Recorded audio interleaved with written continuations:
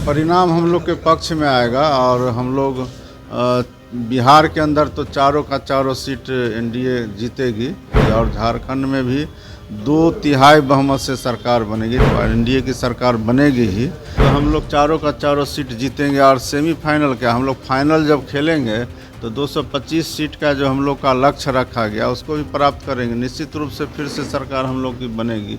कार्रवाई तो वहाँ हो चुका है ना, कार्रवाई जितने भी वहाँ कर्मी थे सभी पर कार्रवाई हो चुका है।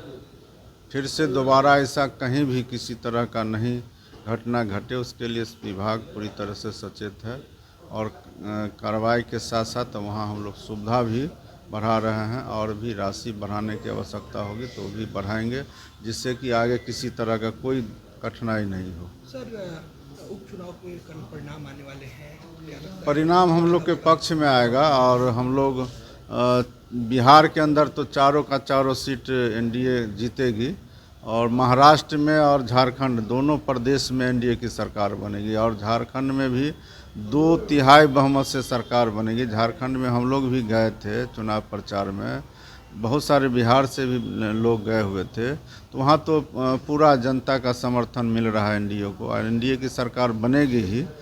महाराष्ट्र में भी हम लोग की सरकार बनेगी।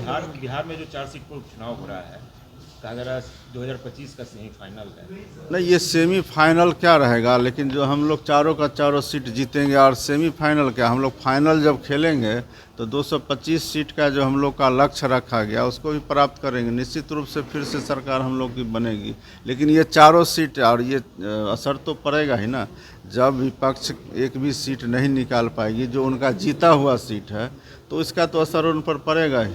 नहीं, ऐसा हम तो बताए ना कि झारखंड चुनाव से आए, उसके बाद छठ था, उसके बाद प्रधानमंत्री जी का कार्यक्रम था, तो लगातार हम लोग वहाँ थे। हमको क्यों उनसे या किसी से रहे? कहा गया कि फाइल कहा गया कि फाइल नहीं, ऐसा नहीं, ऐसा कुछ नहीं है, कुछ नहीं। सर, विधानसभा सत्र की शुरुआत हो रही है, क्या क्या मुद्दे होंगे इस बार? नहीं, मुद्दा तो पहले से तय रहता है ना, जो भी विधेयक आना है वो तो तय है और 25 तारीख से 29 तारीख तक चलेगा।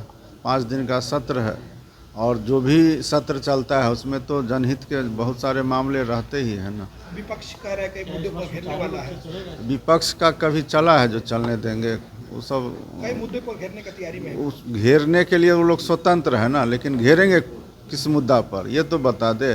कोई ऐसा मुद्दा रहेगा तभी ना घेरेंगे। स्मार्ट मीटर को लेकर कई ऐसे मुद्दे हैं, कहीं वो टिकने वाले नहीं हैं।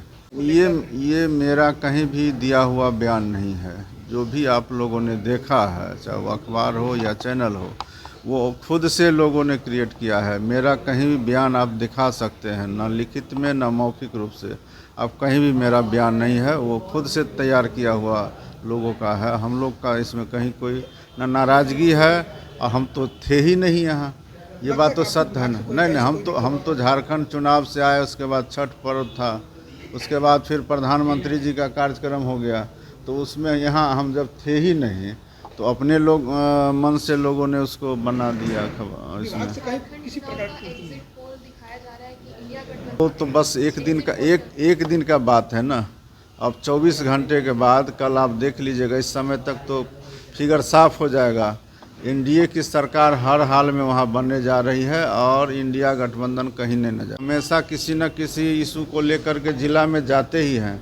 अभी समाधान यात्रा पर गए थे तो कितने सारे मामलों का निपटारा हो गया। अब जो है महिलाओं के लिए उन्होंने काम किया है, तो महिला के बीच में दूसरा किसको जाने का साहस होगा? विपक्ष का इससे बड़ा दुर्भाग्य क्या होगा कि सरकार हमारी महिलाओं के लिए काम की है और उनसे और भी मसले पर विमर्श करने के लिए जा रही है। तो महिलाओं के हित में काम करने वाली सरकार को अगर विपक्ष के द्वारा, जो खुद कभी महिलाओं के हित में काम नहीं किया और फिजूल खर्ची बता रही है, तो महिलाओं के साथ धोखा है। हमसे जुड़े रहने के लिए हमारे YouTube चैनल को सब्सक्राइब करें और नई वीडियो की नोटिफिकेशन के लिए बेल आइकॉन को दबाएं। अगर आप ये वीडियो Facebook पर देख रहे हैं तो लाइक जरूर करें और ज्यादा से ज्यादा शेयर करें। धन्यवाद।